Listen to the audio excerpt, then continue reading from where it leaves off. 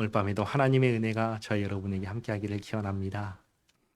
지난주 25장에서는 사무엘의 죽음과 나발과의 갈등과 죽은 나발의 아내 아비가일과 결혼하고 또 아히노암과 결혼한 이야기를 보았습니다.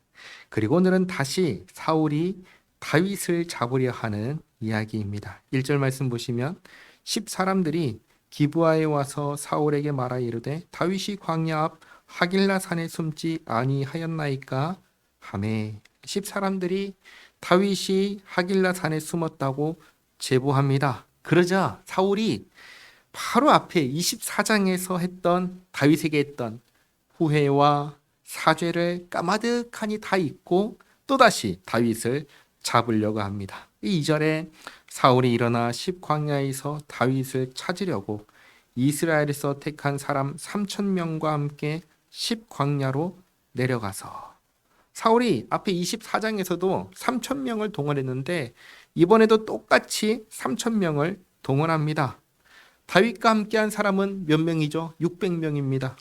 3,000명을 동원한다는 것은 이번엔 또 반드시 잡겠다라는 의지를 나타낸 것입니다.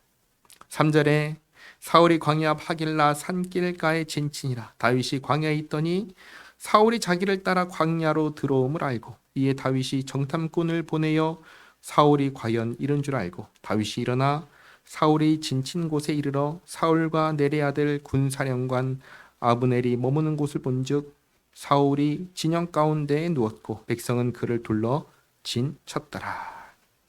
사울은 다윗이 어디 있는지 모릅니다. 다윗은 사울이 어디 있는지 압니다. 다윗이 사울의 진영을 가만히 살펴보다가 6절 이에 다윗이 햇사람 아히멜렉과 스루야의 아들 요압의 아우 아비새에게 물어 이르되 누가 나와 더불어 진영에 내려가서 사울에게 이르겠느냐 하니 아비새가 이르되 내가 함께 가겠나이다. 누가 나와 함께 가겠느냐라고 했더니 아비새가 함께 가겠다고 합니다. 그래서 7절 다윗과 아비새가 밤에 그 백성에게 나아가 본즉 사울이 진영 가운데에 누워 자고 창은 머리 곁 땅에 꽂혀 있고 아브넬과 백성들은 그를 둘러 누웠는지라. 아비새가 다윗에게 이르되 하나님이 오늘 당신의 원수를 당신의 손에 넘기셨나이다.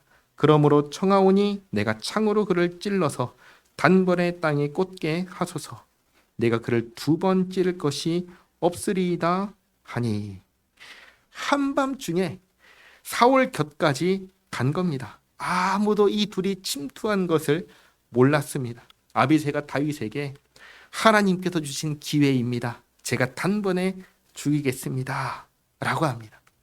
그러자 9절 다윗이 아비새에게 이르되 죽이지 말라. 누구든지 손을 들어 여호와의 기름 부음 받은 자를 치면 죄가 없겠느냐 하고 다윗이 또 이르되 여호와께서 살아계심을 두고 맹세하노니 여호와께서 그를 치시리니 혹은 죽을 날이 이르거나 또는 전장에 나가서 망하리라. 여기 다윗의 말에 주목하시기 바랍니다. 사울에 대해서 2가지를 말합니다. 첫째는 하나님께서 기름 부으신 자를 죽이면 안 된다. 그건 하나님께 범죄하는 거다. 이게 첫 번째. 2번째, 하나님께서 친히 벌하실 것이다. 그러니까 다윗이 사울을 죽이지 않았던 이유는 사울에 대해서 관대한 게 아니라 하나님을 의식했기 때문입니다. 하나님께서 기름 부으시고 하나님께서 왕으로 세우셨으니 내가 그런 사람을 죽여서는 안 된다. 이게 있었고, 그리고 이 자는 죄인이니 벌받아 마땅하니 하나님께서 벌하실 것이다 라는 것입니다. 다윗의 이 태도를 우리도 유념해야 됩니다. 물론 잘잘못을 가려야 합니다. 그러나 항상 뭘 넘으면 안 되냐면 선을 넘으면 안 됩니다. 하나님께서 하실 일을 내가 하려고 해서는 안 된다는 것입니다. 하나님께 맡겨야 하는 겁니다. 하나님께 맡기고 나는 나의 일을 하는 것입니다. 죄인을 벌하는 것, 그것은 하나님께서 누구에게 맡기셨을까요? 개개인에게 맡기셨을까요? 아니면 공적인 기관에게 맡겼을까요?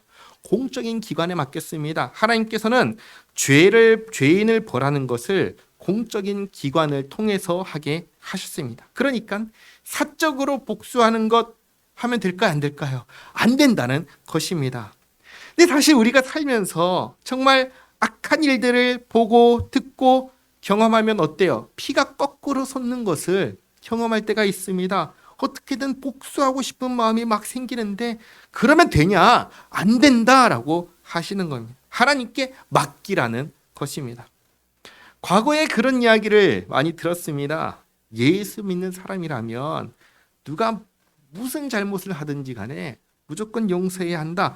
이런 말씀도 들은 적이 있어요. 그런데 용서에 대해서도 한번 생각해 보시기 바랍니다. 용서에는 두 가지 차원이 있습니다. 첫 번째는 사적이고 개인적인 차원의 용서가 있고 두 번째는 공적인 차원에서의 용서가 있습니다. 사적인 용서, 개인적인 용서에도 두 가지가 있습니다. 어떻게 두 가지냐? 첫 번째는 내 마음으로 용서하는 겁니다. 내 마음으로. 상대방과 상관없이 내 마음으로 나 스스로 용서하는 겁니다. 더 이상 상대방을 미워하지 않고 원망하지 않고 복수하려는 마음도 내려놓고 잊어버리는 겁니다. 이 용서를 말합니다. 한 가지 용서입니다. 개인적으로 하는. 이거 해야 합니다.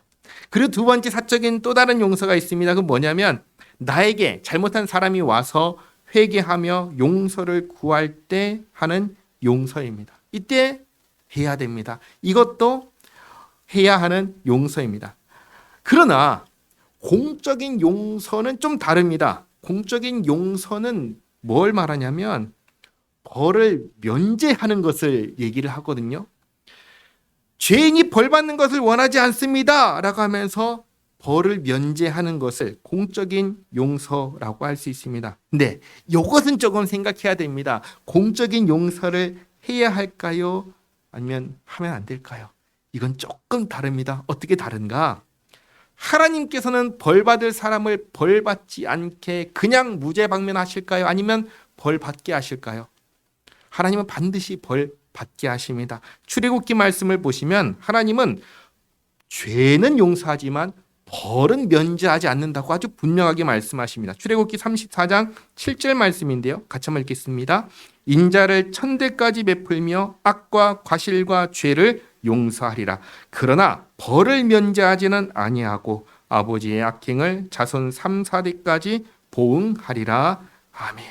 아주 분명하게 죄는 용서하지만 벌을 면제하지는 아니하고 악행은 보응한다 하십니다. 그러니까 사적으로 개인적으로 나에게 잘못했다고 용서를 구하는 사람 용서하고 또 그러지 않더라도 더 이상 그 사람을 미워하지 않고 원망하지 않고 복수하려는 마음 품지 않고 용서할 수는 있지만 공적으로는 합당한 벌을 받게 하는 것이 오히려 예수 믿는 우리가 해야 하는 것입니다. 사적으로 용서를 해야 하는 근거는 뭐냐? 첫 번째로는 예수님께서 회개하고 용서를 구하는 자를 용서하라고 하신 말씀이 있습니다. 그리고 둘째는 우리도 그렇게 하나님께 용서를 받았으니 나에게 용서를 구하는 사람 그렇게 용서하는 겁니다. 그리고 세 번째가 중요한데 하나님께서 갚아주실 것을 믿고 용서하는 겁니다. 내가 복수하지 않고 하나님께서 갚아주신다고 하신 그 말씀을 믿고 용서하는 겁니다. 예수 믿는 사람은 사적으로는 용서하지만 공적으로는 정의가 세워지도록 맡겨야 합니다. 벌 받아야 할 사람은 벌 받게 해야 합니다. 다만 내가 개인적으로 어떻게 하려고 하지는 말아야 한다는 것입니다. 하나님께 맡기는 것입니다. 정말 예수 믿는 사람은 하나님께 맡길 줄 알아야 합니다. 다윗은 사울이 어떤 사람이에요? 내 아내를 다른 남자에게 준 사람이 사울입니다. 그리고 자신의 목숨을 노리는 사람이 사울입니다. 그러나 복수하지 않습니다. 직접 죽이지 않습니다. 하나님께 맡깁니다. 다만 이것을 분명하게 알게 합니다. 뭐냐? 내가 당신을 얼마든지 죽일 수 있었지만 나는 그러지 않았습니다. 이것을 알게 합니다. 그래서 창과 물병을 가지고 온 겁니다. 11절 말씀 보시면 내가 손을 들어 여호와의 기름 부음 받은 자를 치는 것을 여호와께서 금하시나니 너는 그의 머리 곁에 있는 창과 물병만 가지고 가자 하고 다윗이 사울의 머리 곁에서 창과 물병을 가지고 떠나가되 아무도 보거나 눈치채지 못하고 깨어있는 사람도 없었으니 이는 여호와께서 그들을 깊이 잠들게 하셨으므로 그들이 다 잠들어 있었기 때문이었더라. 여기 12절 말씀도 주목해야 합니다. 하나님께서 깊이 잠들게 하셨습니다. 이것만 보면은 아비새가 앞에서 했던 말처럼 이건 하나님께서 주신 원수 갚을 수 있는 좋은 기회입니다 라고 생각할 수도 있을 겁니다. 그러나 실제는 아닌 겁니다. 그래서 우리가 이 부분도 주의해야 됩니다. 어떤 부분이냐? 우리가 하나님의 뜻을 헤아릴 때에는 조심해야 됩니다. 나에게 어떤 유리한 상황이 펼쳐졌다고, 내가 기대하던 일이 일어났다고, 이게 하나님의 뜻이야 라고 성급하게 판단해서는 안 된다는 것입니다. 오히려 어떠한 상황이 내 앞에 펼쳐진, 내가 원하는, 내가 기대하던 일들이 이루어지든 내가 바라는 대로 상황이 펼쳐지든 간에 그런 모든 상황이 펼쳐질 때 야, 이거 하나님께서 나에게 주신 기회야, 그게 아니라 그런 상황 속에서 내가 해야 되는 것은 뭐냐면 하나님께서 우리에게 본래 하라고 하셨던 그 일들을 감당할 때 그거야말로 하나님의 뜻이라고 할 수 있는 것입니다. 쉽게 말해 지금 같은 상황에서 이런 겁니다. 사울을 죽일 수 있는 철호의 기회가 생겼어요. 야, 이걸 하나님께서 나에게 주신 기회다 가 아니라 이때에 내가 어떻게 하는 걸 하나님께서 기뻐하실까? 사울을 죽이는 것이 하나님께서 기뻐하시는 걸까? 아니면 죽이지 않는 것이 기뻐하시는 것일까? 이것을 분별하는 것이 오히려 더 바람직하다라는 것을 말씀드립니다. 사울을 죽이는 것이 하나님의 뜻이 아니고 다윗처럼 경고하고 돌아오는 게 오히려 하나님께서 원하시는 하나님의 뜻에 가깝다는 것입니다. 13절, 이에 다윗이 건너편으로 가서 멀리 산 꼭대기에 서니 거리가 멀더라. 다윗이 멀리 떨어져서 한밤중에 즉시 외칩니다. 14절, 다윗이 백성과 내레 아들 아브넬에 대하여 외쳐 이르되 아브넬아 너는 대답하지 아니하느냐 하니 아브넬이 대답하여 이르되 왕을 부르는 너는 누구냐 하더라. 다윗이 아브넬에게 이르되 내가 용사가 아니냐? 이스라엘 가운데 너 같은 자가 누구냐? 그러한데 내가 어찌하여 내 주 왕을 보호하지 아니하느냐? 백성 가운데 한 사람이 내 주 왕을 죽이려고 들어갔었느니라. 내가 행한 이 일이 옳지 못하도다. 여호와께서 살아계심을 두고 맹세하노니 여호와의 기름 부음 받은 너희 주를 보호하지 아니하였으니 너희는 마땅히 죽을 자이니라. 이제 왕의 창과 왕의 머리 곁에 있던 물병이 어디 있나 보라 하니. 보면 있나요? 없지요. 왜 없어요? 가져갔으니까 없지요. 아브넬은 자신이 왕을 지키지 못했다는 것을 깨달았습니다. 그리고 사울도 내가 죽을 뻔했다는 것을 지금 깨달았습니다. 그리고 사울이 말합니다. 17절, 사울이 다윗의 음성을 알아듣고 이르되 내 아들 다윗아 이것이 내 음성이냐 하는지라. 다윗이 이르되 내 주 왕이여 내 음성이니이다 하고, 다윗이 여전히 사울을 향해서 뭐라고 부르죠? 내 주 왕이여 라고 합니다. 다윗에게 사울은 비록 원수지만 그럼에도 불구하고 그 신분, 기름 부음을 받은 그 신분을 존중하며 말하고 대하고 있는 겁니다. 18절, 또 이르되 내 주는 어찌하여 주의 종을 쫓으시나이까? 내가 무엇을 하였으며 내 손에 무슨 악이 있나이까? 원하건대 내 주 왕은 이제 종의 말을 들으소서. 만일 왕을 충동시켜 나를 해하려 하는 이가 여호와시면 여호와께서는 제물을 받으시기를 원하나이다. 많은 다윗의 이 말도 주목하시기 바랍니다. 다윗은 만약에 하나님께서 내 생명을 원하신다면 뭐라고 하는 거예요? 기꺼이 드리겠습니다 라고 하는 겁니다. 내가 기꺼이 드리겠습니다. 하나님에 대한 신앙, 믿음, 충성심을 아주 분명하게 드러내는 다윗의 신앙 고백입니다. 하나님께서 내 목숨을 찾으신다면 나는 기꺼이 드리겠습니다. 그러나 만일 사람들이면 그들이 여호와 앞에 저주를 받으리니 이는 그들이 이르기를 너는 가서 다른 신들을 섬기라 하고 오늘 나를 쫓아내어 여호와의 기업에 참여하지 못하게 함이니이다. 그런즉 청하건대 여호와 앞에서 먼 이곳에서 이제 나의 피가 땅에 흐르지 말게 하옵소서. 다르게 말하면 이제 그만 나를 잡으려고 하시옵소서. 이는 산에서 메추라기를 사냥하는 자와 같이 이스라엘 왕이 한 벼룩을 수색하러 나오셨음이니이다. 앞에 24장에서도 똑같이 말했습니다. 저는 벼룩과 같은 존재입니다. 이렇게 잡으러 올 필요가 없는 사람입니다. 21절 사울이 이르되 내가 범죄하였도다. 내 아들 다윗아 돌아오라. 내가 오늘 내 생명을 귀하게 여겼은즉 내가 다시는 너를 해하려 하지 아니하리라. 내가 어리석은 일을 하였으니 대단히 잘못되었도다 하는지라. 뭐예요?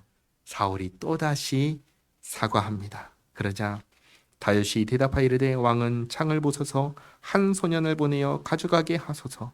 여호와께서 사람에게 그의 공의와 신실을 따라 갚으시리니 이는 여호와께서 오늘 왕을 내 손에 넘기셨으되. 여기 23절 말씀도 중요합니다. 다윗은 하나님을 단지 사랑의 하나님이라고 하지 않습니다. 뭐라고 하냐면 공의와 신실에 따라 갚으시는 하나님이라고 합니다. 사실 우리 하나님은 이런 하나님이십니다. 자비하시기에 죄인도 사랑하시지만 의로우시기 때문에 죄에 대해서는 반드시 벌하시는 하나님이십니다. 다윗은 하나님을 정말 바르게 알고 있었습니다. 그리고 아비새가 처음에 얘기했던 것처럼 하나님께서 오늘 왕을 내 손에 넘기셨나이다 라고 합니다. 하지만 나는 손을 들어 여호와의 기름 부음을 받은 자 치기를 원하지 아니하였음이니이다. 왜 그렇죠? 왜냐하면 이것이 하나님께 죄를 범하는 거라고 생각했기 때문입니다. 그래서 나는 하지 않았습니다. 그리고 우리 하나님은 행한 대로 갚으시는 하나님이시기 때문에 24절 오늘 왕의 생명을 내가 중히 여긴 것 같이 내 생명을 여호와께서 중히 여기셔서 모든 환난에서 나를 구하여 내시기를 바라나이다 하니라. 사울이 다윗에게 이르되 내 아들 다윗아 내게 복이 있을지로다. 내가 큰 일을 행하겠고 반드시 승리를 얻으리라 하니라. 다윗은 자기 길로 가고 사울은 자기 곳으로 돌아가니라. 이렇게 해서 사울과 다윗이 각자의 곳으로 돌아갑니다. 이게 사울이 다윗을 잡으려고 했던 마지막 시도입니다. 그러나 다윗은 사울을 믿지 않습니다. 분명히 여기에 있으면 사울이 또다시 군사를 일으켜 자신을 잡으러 올 거라 생각했습니다. 이 생각은 틀리지 않았다라는 것을 조금 뒤에 알 수 있습니다. 그래서 다윗이 어떤 생각을 하냐면 이 땅을 떠날 결심을 합니다. 다시 블레셋 땅으로 갑니다. 그게 27장 1절 말씀입니다. 다윗이 그 마음에 생각하기를 내가 후일에는 사울의 손에 붙잡히리니 블레셋 사람들의 땅으로 피하여 들어가는 것이 좋으리로다. 사울이 이스라엘 온 영토 내에서 다시 나를 찾다가 단념하리니 내가 그의 손에서 벗어나리라 하고 다윗이 일어나 함께 있는 사람 600명과 더불어 가드 왕 마옥의 아들 아기스에게로 건너가니라. 이전에 21장에서 아기스에게 갈 때에는 그때는 혼자 갔습니다. 그러나 지금 27장에서는 600명의 식구들과 함께 갑니다. 그 전에 21장에서 아기스는 다윗이 미친 짓을 했는데 그걸 그 사람인 걸 까마득하게 모른 겁니다. 27장 지금 왔을 때에는 3절입니다. 다윗과 그의 사람들이 저마다 가족을 거느리고 가드에서 아기스와 동거하였는데 다윗이 그의 두 아내 이스라엘 여자 아히노임과 노암과 나발의 아내였던 갈멜 여자 아비가일과 함께 하였더니 다윗이 가드에 도망한 것을 어떤 사람이 사울에게 전하매 사울이 다시는 그를 수색하지 아니하니라. 여기서 사울이 또다시 다윗을 찾고 있었다는 걸 알 수 있죠. 다윗이 블레셋 땅에 갔다는 것을 사울이 알고 그제서야 더 이상 쫓지 않습니다. 5절 다윗이 아기스에게 이르되 바라건대 내가 당신께 은혜를 입었다면 지방 성읍 가운데 한 곳을 내게 주어 내가 살게 하소서. 당신의 종이 어찌 당신과 함께 왕도에 살리까 하니 아기스가 그날에 시글락을 그에게 주었으므로 시글락이 오늘까지 유다 왕에게 속하니라. 아기스가 다윗을 환대합니다. 다윗은 아기스에게 땅을 달라고 합니다. 그러자 아기스는 기꺼이 시글락을 줍니다. 7절 다윗이 블레셋 사람들의 지방에서 산 날수는 1년 4개월이었더라. 이 1년 4개월이라는 기간은 사울이 블레셋에 의해서 죽게 되는 날까지의 기간이기도 합니다. 앞으로 1년 4개월 뒤에 사울은 블레셋에 의해서 죽습니다. 사울이 죽고 난 다음에 다윗은 다시 유다 땅으로 돌아갑니다. 8절부터는 다윗이 블레셋과 함께 있으면서 무엇을 했는지 보여줍니다. 쉽게 말해서 가드 왕 아기스의 환심을 사면서 뒤로는 이스라엘을 도운 그 모습을 보여줍니다. 그래서 보시면 8절에 다윗과 그의 사람들이 올라가서 구슬 사람과 기르스 사람과 아말렉 사람을 침노하였으니 그들은 옛적부터 술과 애굽 땅으로 지나가는 지방의 주민이라. 근데 이들은 다 어떤 사람들이냐면 모두 이스라엘을 지속적으로 괴롭혀 온 사람들입니다. 특별히 아말렉, 출애굽할 때 하나님께서 심판의 대상이라고 직접 말씀하신 민족입니다. 그래서 9절에 다윗이 그 땅을 쳐서 남녀를 살려두지 아니하고 양과 소와 나귀와 낙타와 의복을 빼앗아 가지고 돌아와 아기스에게 이르매 아기스가 이르되 너희가 오늘은 누구를 침노하였느냐 하니 다윗이 이르되 유다 네겝과 여라무엘 사람의 네겝과 겐 사람의 네겝이니이다 하였더라. 여기 네겝은 남쪽 지방을 말합니다. 그러니까 유다의 남쪽과 여라무엘 사람과 겐 사람의 남쪽 지역을 침노했습니다 라고 한 겁니다. 실제로는 아니지요. 아닙니다. 11절 다윗이 그 남녀를 살려서 가드로 데려가지 아니한 것은 그의 생각에 그들이 우리에게 대하여 이르기를 다윗이 행한 일이 이러하니라 하여 블레셋 사람들의 지방에 거주하는 동안에 이같이 행하는 습관이 있었다 할까 두려워함이었더라.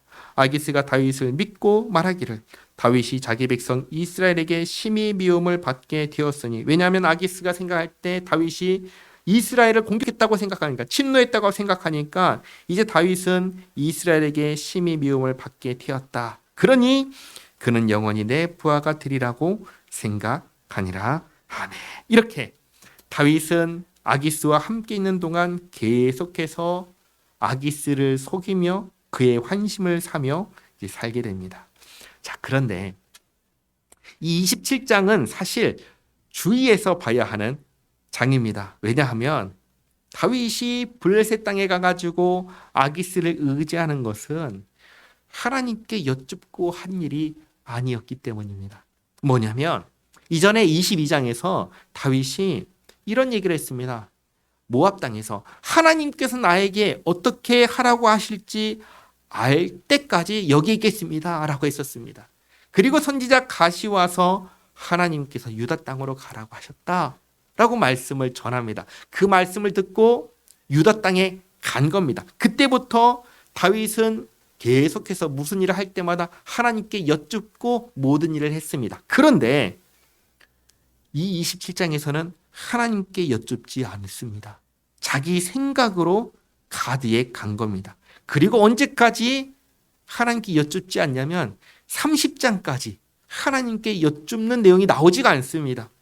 하나님께 여쭙지 않고 행동하다가 30장에 가서 문제가 생기니까 비로소 하나님께 여쭙습니다. 그러니까 27장은 다윗이 이렇게 사울을 피해서 잘 갔다는 것을 보여주는 게 아니라 오히려 반대로 이렇게 다윗이 자기 생각대로 행동했다라는 것을 보여주는 겁니다. 자기 생각을 따라 블레셋을 의지했고 아기스를 의지했고 그 결과 정직하게 사나요? 그러지 못한 것이죠. 정직하게 살지 못하고 아기스의 환심을 사기 위해서 또 살기 위해서 속이는 인생을 살게 되었다. 몇 년 동안 1년 4개월 동안 그런 인생을 살게 되었다라는 것을 보여줍니다. 이 모든 것은 결국 27장에서 결국 보여주는 건 뭐냐면 다윗은 완벽한 사람이 아니다라는 것을 보여주는 겁니다. 다윗도 흠이 있는 신앙인이라는 것을 보여줍니다. 다윗도 부족하고 모자라고 연약한 한 사람에 불과하다는 것을 보여주는 겁니다. 그리고 이게 중요합니다. 그럼에도 불구하고 하나님께서는 그런 다윗을 버리시나요? 버리지 않으신다는 사실입니다. 하나님께서는 그럼에도 불구하고 다윗과 함께 하시고 지키시고 보호하시고 인도하십니다. 우리도 마찬가지입니다. 평생을 우리가 신앙생활을 할 때 우리가 잘하면 얼마나 잘하겠습니까? 우리도 부족하고 모자라고 실수하고 잘못합니다. 그러나 하나님께서는 그런 모든 것을 예수님의 십자가 보혈로 다 덮어주시고 품어주시고 함께 주시는 겁니다. 이 사실을 늘 잊지 마시기 바랍니다. 예수님을 믿는다는 것, 하나님의 백성이 된다는 것은 말로 다 할 수 없는 복이다. 그 천지를 창조하신 하나님, 온 세상을 주관하시고 다스리시는 하나님, 우리를 살리시는 하나님께서 우리를 포기하지 않고 함께 하신다는 말로 다 할 수 없는 그 복을 받고 누리는 사람들이 바로 예수 믿는 우리다라는 것을 꼭 기억하시기 바랍니다. 기도하겠습니다. 하나님 감사합니다. 오늘 다윗의 네 번째 도피행을 보면서 세 가지 중요한 사실을 배웠습니다. 용서에 대해서 언제나 주님께서 베푸신 은혜를 기억하며 저에게 회개하고 용서를 구하는 자를 용서하게 하옵소서.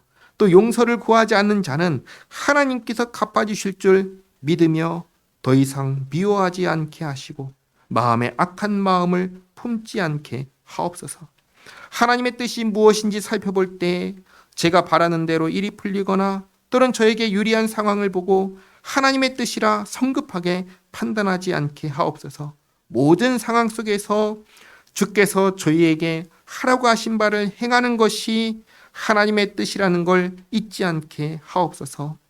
저희가 부족하고 모자람에도 불구하고 예수님께서 자기 생명을 주셨기에 사랑하시고 품어주시고 보호하시고 인도해 주심을 늘 기억하며 주님 믿음으로 살아가는 저희 모두가 되게 하옵소서. 예수님의 이름으로 기도하옵나이다. 아멘.